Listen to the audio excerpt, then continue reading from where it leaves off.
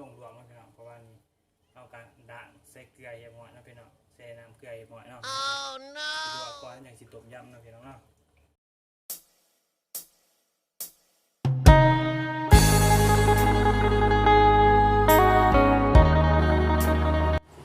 กราบสวัสดีเด้อพ่อแม่พี่น้องเด้อวันนี้มาพบกันคือเก่ากับ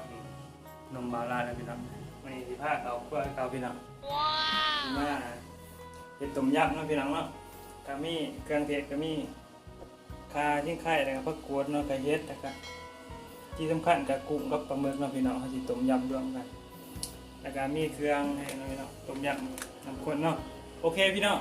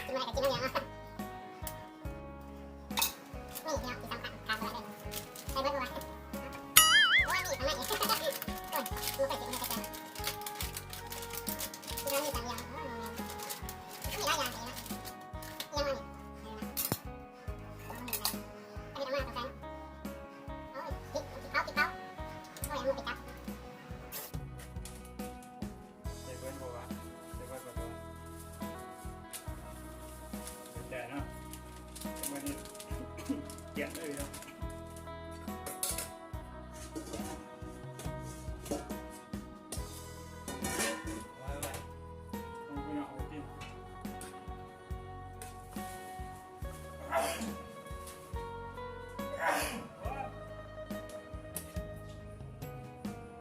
หอมดีเนาะหอมจนจางเลย